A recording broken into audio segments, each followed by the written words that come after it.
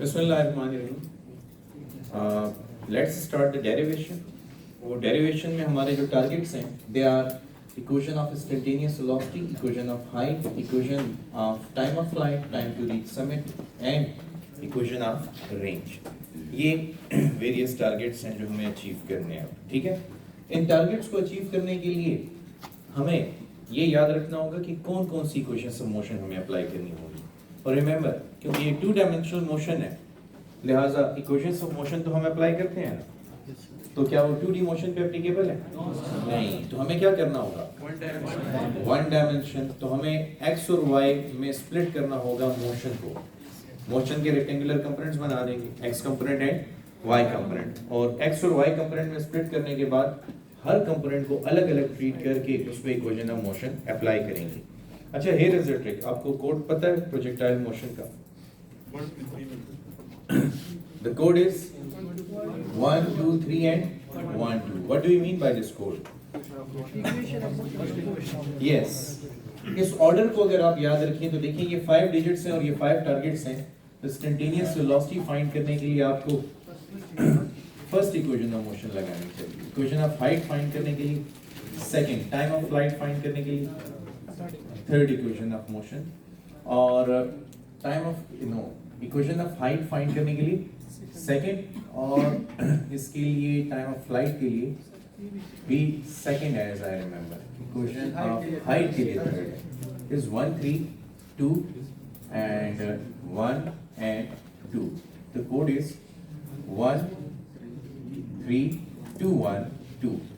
1 3 2 1 2 में अगर आप इसको याद रखेंगे तो आपको पता होगा कि कौन सी इक्वेशन ऑफ मोशन लगती है कौन से टारगेट्स को फाइंड करने के लिए। मिसाल के तौर पे यहाँ पे लिखा है ना, इक्वेशन ऑफ इंस्टेंटेनियस वेलोसिटी कैसे फाइंड करोगे? बाय यूजिंग फर्स्ट, इधर आ जाओ, इंस्टेंटेनियस वेलोसिटी की तरफ। This is motion along x and y, 2D motion है। अच्छा, इस पॉइंट पर वेलोसिटी पॉइंट ऑफ प्रोजेक्शन के मुकाबले में कम होगी, क्योंकि जैसे जैसे ये ऊपर जाएगा वेलोसिटी लूज करेगा। ठीक है, इस पॉइंट पर मैंने टेंजेंट ड्रॉ किया हुआ है ऑलरेडी। ये वेलोसिटी का x component which remains constant, लेकिन y चेंज हो रहा है, पॉइंट ऑफ प्रोजेक्शन के मुकाबले में कम हो चुका है। और यहाँ पे जो इंस्टेंटेनियस वेलोसिटी का एंगल है वो थीटा की बजाय फाई है। एंगल ऑफ प्रोजेक्शन ज्यादा था और ये एंगल समिट तक कम होता रहता है, समिट के बाद ज्यादा होना शुरू हो जाता है। ठीक है, सो अब ऐसा करो कि first equation of motion Vf is equal to Vi plus AT, ये अप्लाई करो। Vf is equal to Vi plus AT को अब x में भी लिखो और y में भी लिखो। तो इसको x में बताएं कैसे लिखेंगे? Vf(x) is equal to Vix plus ax into t। इसी तरह Vfy is equal to Viy plus ay into t। अच्छा, अब फाइनल वेलोसिटी से क्या मुराद है? इनिशियल वेलोसिटी तो यहाँ पे थी, तो इस पॉइंट पर जो वेलोसिटी होगी वो फाइनल, उसको हम सिंपली Vx कह देंगे। और Vix प्लस ax किसके बराबर है? 0, क्योंकि वेलोसिटी का x component remains constant, x component constant है, लिहाजा आपके पास ये 0 हो जाएगा। सो 0 into t 0, so Vx is equal to Vix। ठीक है, Vfy सिंपली Vy के बराबर है, and Vy is equal to Viy, velocity का y कंपोनेंट तो था ना इनिशियली, और ay किसके बराबर है? माइनस g के, तो minus g two, so Vy is equal to Viy minus g। तो ये हो गए वेलोसिटी के x और y कंपोनेंट्स। ठीक है, अब आपको वेलोसिटी चाहिए इस पॉइंट पे, तो ये लुक एट द रिक्वायरमेंट, ये रिक्वायरमेंट है।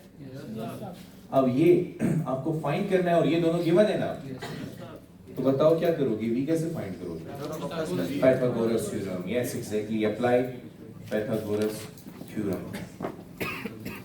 सो according to Pythagoras theorem, v is equal to square root Vx square plus Vy square।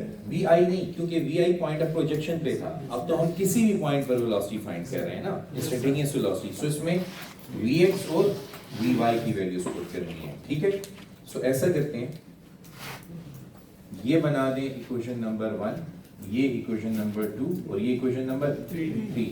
तो अपने लिए लेआउट सेट कर दें, पुट 2 and 3 in 1। तो आपको स्टेप पता होगा कि आपने क्या किया। So your V, this is equal to Vx square means Vix whole square plus Vy square means Viy minus Gt whole square with square root.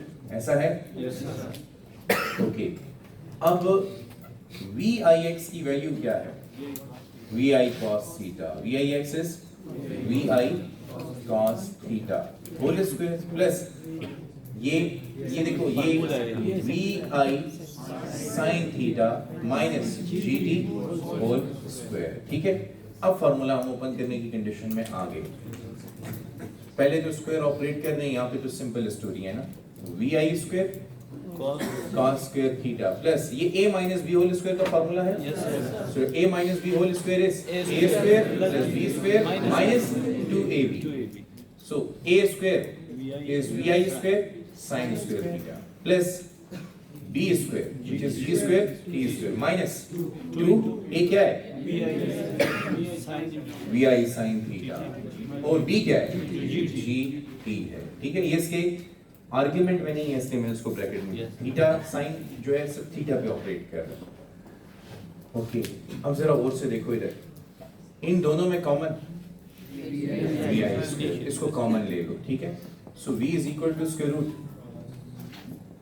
vi square cos square theta plus sin square theta plus g square t square minus 2vi gt sin theta. ठीक है, function आखिर में भेज देते हैं. अब ये किसके बराबर है? 1 के बराबर है. So we write v is equal to square root vi square plus g square t square minus 2vi gt sin theta. समझ गए? ये क्या मिल गया हमें? मैग्नीट्यूड. अब डायरेक्शन के लिए क्या अप्लाई करोगे? टेंजेंट अप्लाई कर लोगे. So according to trigonometric ratio tangent phi is equal to perpendicular by base. अब बताओ इस ट्रायंगल में परपेंडिकुलर क्या है?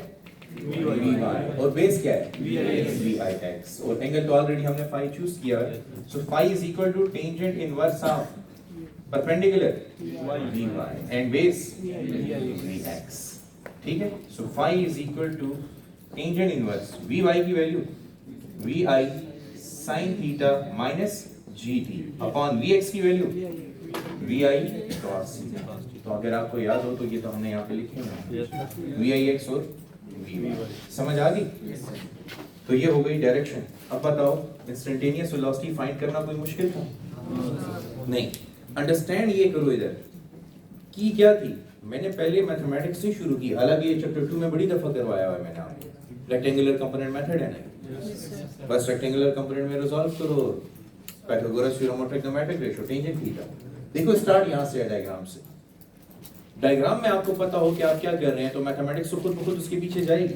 तो आपने पहले डायग्राम ड्रा की कि इस पॉइंट पे वेलोसिटी इंस्टेंटेनियस वेलोसिटी है, फिर उसके रेक्टेंगुलर कंपोनेंट बनाए. तो अब आपको पता हो कि क्यों रेक्टेंगुलर कंपोनेंट बनाए, क्योंकि ये v कितने डायमेंशन में? 2 डायमेंशन में है. तो रेक्टेंगुलर कंपोनेंट क्यों बनाए? क्योंकि इक्वेशन ऑफ मोशन 2 डायमेंशंस में एप्लीकेबल. तो अब आपने इसका एक x कंपोनेंट बना लिया, एक y. तो फिर फर्स्ट इक्वेशन ऑफ मोशन आपने अप्लाई की, x को अलग ट्रीट किया, y को अलग. तो ये x component of the motion, ये y कंपोनेंट. अब इनको ऐड करके आपने v का मैग्नीट्यूड फाइंड किया by using Pythagoras theorem. The rest of it follows. वो तो बच्चों वाली बात है कि आप इसकी वैल्यू पुट करोगे, इसकी वैल्यू पुट करोगे, इस पे a minus b whole square का फार्मूला लगाओगे, यहाँ पे कॉमन लेके इसको एलिमिनेट करोगे और इक्वेशन आपके सामने. और ये सिंपली डायरेक्शन. तो बस होल टारगेट्स देखो. इक्वेशन ऑफ मोशन जब हमने अप्लाई की तो हमें कंपोनेंट्स मिल गए. उसके बाद चैप्टर 2 का काम पाइथागोरस थ्योरम और ट्रिग्नोमेट्रिक रेशियो से. समझ आ गई? This was for direction. तो अब हमें इंस्टेंटेनियस वेलोसिटी का मैग्नीट्यूड भी पता है और डायरेक्शन भी पता है. Is it clear? Yes. Here it goes. Now next को देखते हैं. नेक्स्ट टारगेट क्या है? Equation of height. ठीक है. अच्छा ये खाली कोड नहीं है, अच्छा कि आपको कोड पता हो और आप उसको रटा कर लो. कहीं कोड भूल गया ना तो फिर बड़ी मुसीबत बन जाएगी. इसीलिए कुछ भी अप्लाई करते हुए हमें ये पता हो कि बाकी इक्वेशंस क्यों नहीं यूज हो सकते. जैसे मिसाल के तौर पे यहाँ पे मैंने first equation of motion use किया, सेकंड और थर्ड नहीं यूज कर सकता। Let me right all the equations here. Vf is equal to Vi plus AT, S is equal to VIT plus half AT square, and 2AS is equal to VF square minus। अच्छा, अब जरा conceptually discuss करते हैं कि मैंने first equation यहाँ पर लगाई तो सेकंड और थर्ड क्यों नहीं लगाई।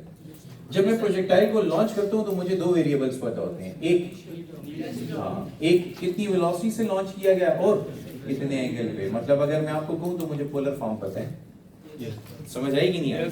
पोलर फॉर्म में इनिशियल वेलोसिटी का मैग्नीट्यूड भी बताया जाएगा और angle through direction through angle बताई जाएगी। क्लियर हुआ यहाँ तक?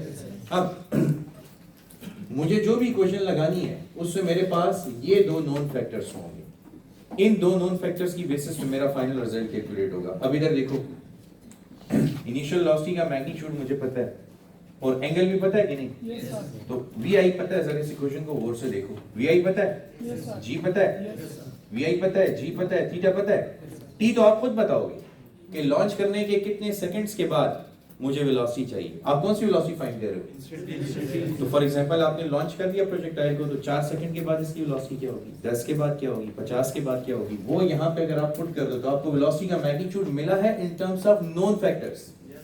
समझ आई कि नहीं आई? In terms of known variable. इसमें भी आओ, VI पता है, थीटा पता है, G पता है, VI पता है, थीटा पता है, क्या नहीं पता? वो तो हम खुद बताएंगे ना कि 10 सेकंड के बाद वेलोसिटी की डायरेक्शन क्या होगी, 20 सेकंड के बाद क्या होगी। तो you can calculate it by using this formula.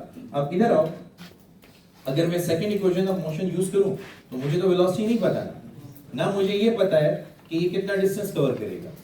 तो जब मुझे डिस्टेंस भी नहीं पता, वेलोसिटी भी नहीं पता, एक ही इक्वेशन में दो वेरिएबल हो तो सॉल्यूशन पॉसिबल है और दोनों अननोन वेरिएबल हो। अच्छा, इस इक्वेशन में भी देखो, डिस्टेंस और वेलोसिटी अननोन वेरिएबल्स हैं कि नहीं? तो क्या हमें पता है वो अननोन वेरिएबल? और एक और मसला क्या है, इनिशियल और फाइनल वेलोसिटी के मैग्नीट्यूड्स सेम है। इनिशियल और फाइनल वेलोसिटी के मैग्नीट्यूड्स सेम है। जिस वेलोसिटी से वो लॉन्च हुआ था, क्या उसी वेलोसिटी से हिट करता है? नहीं, डायरेक्शन सिर्फ डिफरेंट होती है, लेकिन जिस स्पीड से लॉन्च हुआ था उसी स्पीड से हिट करे तो VF माइनस VI जीरो आएगा ना।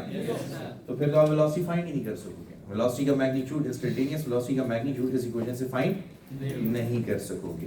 तो यहाँ पे ये प्रॉब्लम भी आ सकती है। अगर ये प्रॉब्लम ना भी आए, लाइक मैं यहाँ और यहाँ इन दो पॉइंट्स के दरमियान ना फाइंड करूँ, इस और इस पॉइंट के दरमियान फाइंड करूँ, तो यहाँ पे इनिशियल ज्यादा होगी, फाइनल कम होगी, स्टिल मुझे ये पता नहीं होगा कि यहाँ से यहाँ तक पहुंचते हुए इसने कितना डिस्टेंस कवर किया है। तो फिर अगेन मुझे इंस्टेंटेनियस वेलोसिटी नहीं मिल सकती, तो ये इक्वेशन फेल हो जाएगी। ठीक है, now come to equation of height.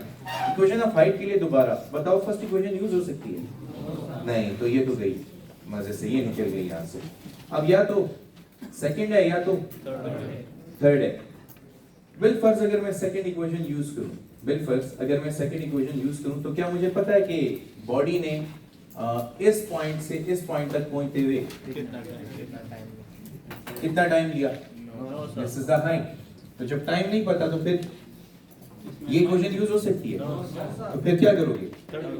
तो ये मजबूर होके हम जा रहे हैं। अच्छा, रिमेंबर मैंने जब इक्वेशंस ऑफ मोशन पहले भी पढ़ाई थी तो मैंने क्या कहा था कि कोई भी इक्वेशन ऑफ मोशन हम जब उसकी तरफ जाएंगे तो मजबूरी के तहत जाएंगे, हम बाकी इक्वेशंस को फेल करके वहां तक पहुंचेंगे कि अब इसके अलावा कोई भी हल नहीं है, हमने इसी को यूज करना है। समझ आई मेरी बात? सो इक्वेशन ऑफ हाइट में हम लगाएंगे कौन सी? 2AS is equal to VF square minus ये हो गया H। अब ये बताओ, इक्वेशन ऑफ हाइट जो है, इस इक्वेशन को मैं अलोंग x लिखूं या अलोंग y? ऑब्वियस आंसर है, स्मार्ट चॉइस है। x के अलोंग तो हाइट नहीं कवर हो रही है, y के अलोंग कवर हो रही है। सो विल यूज इसको y में लिख दो डायरेक्टली। तो y में लिखोगे तो क्या लिखोगे? 2AYH is equal to VFY square minus VIY square। Agreed? सारी इक्वेशन y में आ गई है। अब मुझे ये बताओ, इस इक्वेशन के एलिमेंट्स को देखो, ये सारे आपको पता है, सिर्फ h नहीं पता। AY किसके बराबर है? Minus G. एक्सेलेंट। तो 2 into minus G into h is equal to VFY। अच्छा यहाँ पे तो मेरे पास इनिशियल वेलोसिटी थी, यहाँ पे final velocity y component zero हो जाएगा। इनिशियल वेलोसिटी का y कंपोनेंट नॉन जीरो है, लेकिन फाइनल वेलोसिटी का y कंपोनेंट समिट पर जीरो। तो minus two G H V F Y zero minus V I Y square. अब ये नेगेटिव साइन इधर माइनस टू जी एच बना देगा, zero minus this thing is minus V I, और ये we आई के साइन थीटा के बराबर है होल स्क्वायर। ये नेगेटिव नेगेटिव, तो 2gh is equal to vi square sin square theta, या फिर h is equal to vi square sin square theta divided by 2g। कुछ समझ आया? बताओ, रिपीट करने की जरूरत है? आपको ये समझ आई कि फर्स्ट इक्वेशन नहीं लगेगी, सेकंड नहीं लगेगी। फर्स्ट तो इसलिए नहीं लगती कि उसमें डिस्टेंस की हाइट है ही नहीं, सेकंड इसलिए नहीं लगती कि उसमें टाइम नहीं है, और मजबूरन फिर किसी से हेल्प लेनी है। और जब हम थर्ड में आके लगाते हैं थर्ड इक्वेशन को 2as is equal to vf square minus vi square, तो a किसके बराबर है? ay vf y और vi viy। मैंने क्योंकि y के अलॉन्ग हाइट कवर की है, इसलिए इस इक्वेशन को मैंने y में लिखा। समझ आई कि नहीं आई? अब क्योंकि ay माइनस g के बराबर है, vfy यानी फाइनल वेलोसिटी का y कंपोनेंट। फाइनल वेलोसिटी कहाँ पे है? जब मैं मैक्सिमम हाइट पर पहुंच गया। मेरा टारगेट तो यही है ना कि मैं मैक्सिमम हाइट पर जा रहा हूँ, तो वहां पर y कंपोनेंट की वेलोसिटी जीरो होगी, और vi y मुझे ऑलरेडी पता है vi sin थीटा के बराबर है। So solution will yield h is equal to vi square sin square theta by 2g। याद रहेगा इंशाल्लाह? जी पूछे। क्या सेकेंड इक्वेशन में टाइम मिसिंग है ना? अगर टाइम नहीं गिवन हो तो फिर आप कैसे हाइट फाइंड करोगे? अब देखो, again the trick, again the situation क्या है? नोटिस करो कि ये जो हाइट मैंने फाइंड की है, ये किन वेरिएबल्स की टर्म्स में फाइंड की है? नॉन वेरिएबल्स की टर्म्स में। मुझे जब प्रोजेक्टाइल लॉन्च करूंगा तो क्या क्या पता होगा? कितनी वेलोसिटी से लॉन्च किया और एंगल पे। तो you are finding the unknown quantities in terms of known quantities. You got my point? तो अब आप देख लो, फाइनल जो मैंने इक्वेशन बनाई है उसमें इनिशियल वेलोसिटी और एंगल के अलावा ये क्वांटिटीज कांस्टेंट हैं। क्लियर? अच्छा, अब लगा दो, the next target is time of flight।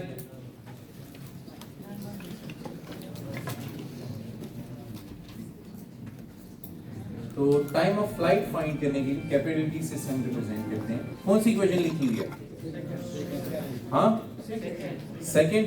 तो चलो शुरू करते हैं। पहले ये देख लेते हैं कि फर्स्ट इक्वेशन क्यों नहीं लग सकती। ठीक है, देखो फर्स्ट इक्वेशन इसलिए नहीं लग सकती कि टाइम ऑफ फ्लाइट कौन सा टाइम है? इधर से लॉन्च हुआ और इधर वापस उसी हाइट पे आ रहा है। The time it is spent in air, जिस हाइट से लॉन्च हो उसी हाइट पर वापस आ जाए। अगर इसकी इनिशियल स्पीड v थी तो फाइनल स्पीड भी v होगी।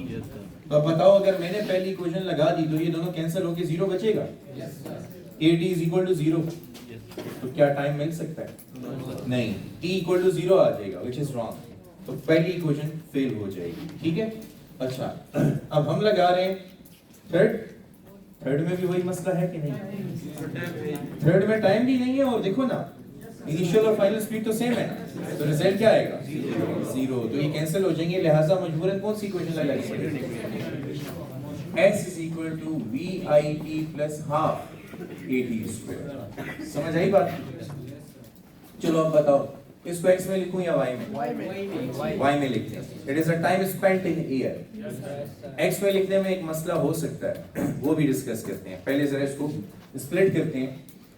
स्प्लिटिंग देखो, अगर मैं इसको y में लिखूंगा तो मैं लिखूंगा y is equal to vi y capital T plus half a y t square. ठीक है, और अगर x में लिखूंगा तो x is equal to vi x t plus half a x capital T square.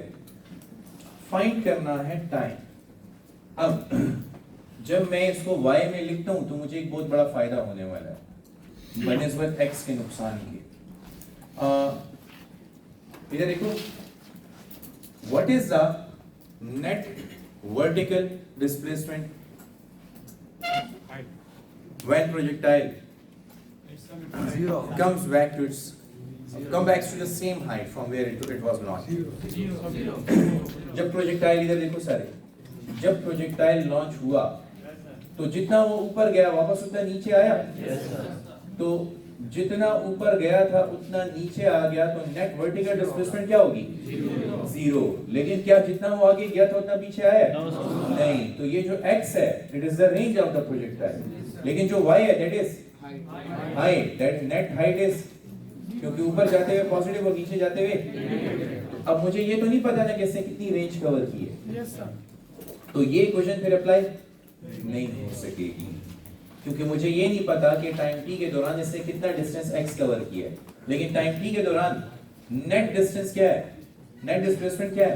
Zero. अगर मैं इस इक्वेशन से स्टार्ट हूं तो मुझे फायदा होगा। देखो फायदे को, यहां पे लिख दोगे 0 is equal to vi sin theta into t plus half ay की जगह minus g t square plus minus minus, तो 0 is equal to vi sin theta t minus half gt square, ये नेगेटिव इधर आके तो हाफ gt square is equal to vi sin theta into t, t और square cancel और मुझे t की वैल्यू चाहिए, so t is equal to vi sin theta.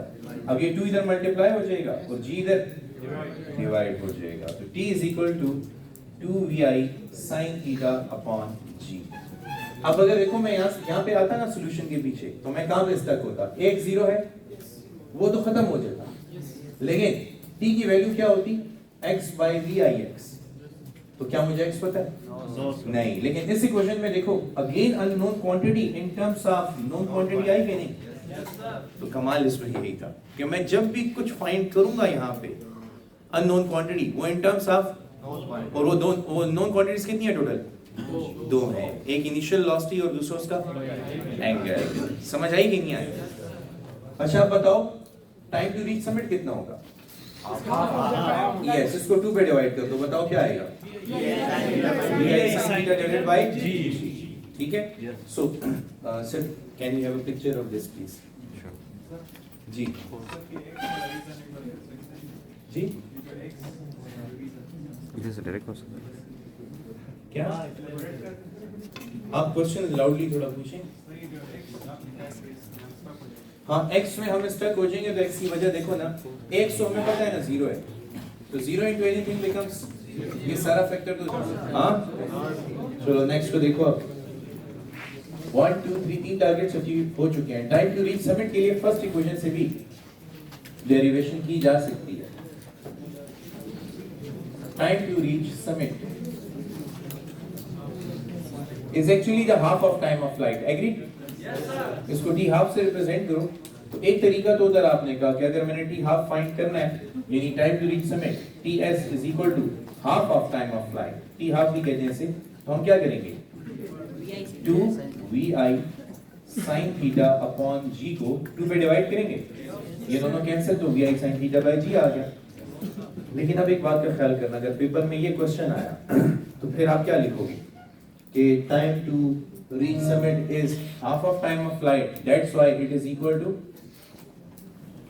ts is equal to t by 2, और फिर आप कहोगे t क्योंकि इसके बराबर है, लिहाजा put the value, cut it and get the answer, तो ये जरा गलत हो जाएगा। एग्जामिनर को कैसे पता कि t इसके बराबर है? आप उसके लिए फिर ये पूरी डेरिवेशन करोगे, पहले उसको साबित करके दोगे ये t के बराबर है, तो ये एक लंबा रूट है। शॉर्टकट रूट क्या है? क्या लगा दो? फर्स्ट इक्वेशन ऑफ मोशन, तो इधर देखो vf is equal to vi plus at। बताओ इसको x में लिखूं या y में? क्योंकि मैं कहां जा रहा हूं? समिट y के लॉग, ठीक है, मैक्सिमम हाइट वाला पॉइंट है, तो हम लिखते हैं vfy is equal to viy plus ay t half। अब बताओ vfy viy vi sin theta ay t half, ये नेगेटिव इधर आके तो g t half is equal to vi sin theta, so t half is equal to vi sin theta upon, समझ आई बात? तो ये हो गया आपका t half, एग्जैक्टली लिख लो, वही है। अच्छा, last one, equation of range.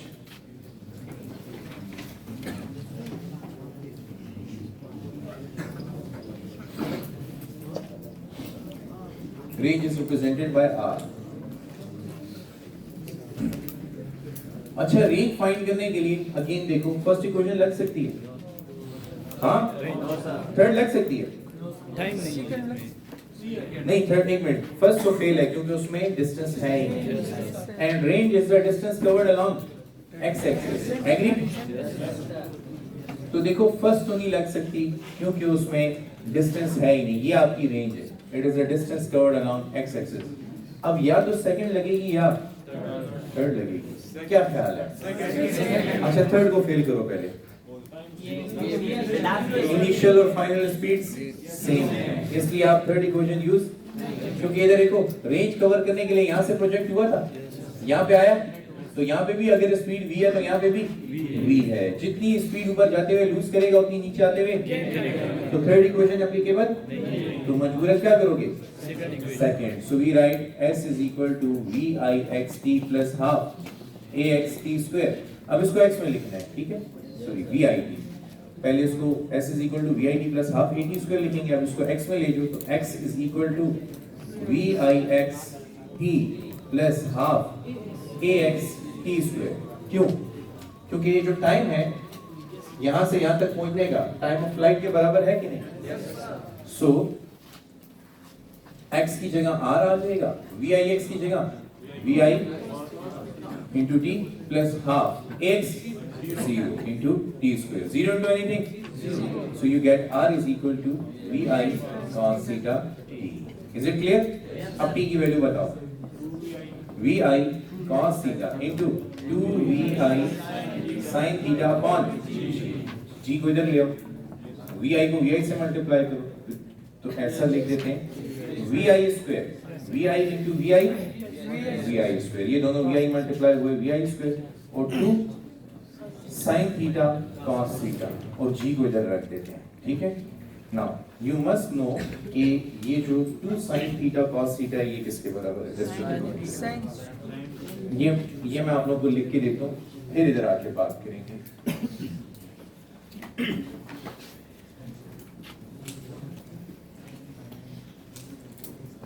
Since 2 sin theta cos theta is equal to sin 2 theta is equal to sin 2 theta, तो ये वैल्यू यहाँ पे रिप्लेस करो और r की वैल्यू ले दो, तो r is equal to vi square by g sin 2 theta। लेकिन ये तो मैंने कहा है ना, और अब दो बातें हैं, या तो आप यकीन कर लेंगे या फिर आप तसल्ली करेंगे। तो यकीन करेंगे या तसल्ली करेंगे या दोनों करेंगे? यानी आपको पता है कि ये तो करेक्ट है ही है, लेकिन तसल्ली नहीं हो रही कैसे करेक्ट है, तो तसल्ली करवाते हैं ना। इधर देखो, left hand side is equal to right hand side, ये प्रूव कर देंगे, ठीक है। 2 sin थीटा cos थीटा, ये लेफ्ट हैंड साइड है, 2 sin theta cos theta. Angle अपनी मर्जी का, स्पेशल एंगल्स में कोई भी बता दो, लाइक 30 45 60 में से कोई एक चूज करो। 45, ठीक है, आपकी मर्जी। तो ये लो 2 sin 45 और cos 45, sin 45 1 over square root 2, cos 45 1 over square root 2, ये 2 और ये 1 by square root 2 whole square बनेगा, स्क्वायर रूट square root 2, तो 2 into 1 by 2 is equal to 1। अब ये कौन सी साइड थी? लेफ्ट हैंड साइड, ठीक है। अब राइट हैंड साइड पे आ जाओ, उससे भी 1 आया तो इसका मतलब ये फार्मूला होल्ड करता है, वरना मैंने गलत लिखा है। तो राइट हैंड साइड पे sin 2 थीटा, तो sin 2 into 45 और 2 into 45 90, sin 90 is which means left hand side is equal to right hand side। समझ आई कि नहीं आई? तो ये रटा याद रखो, अच्छा अपने लिए 2 sin थीटा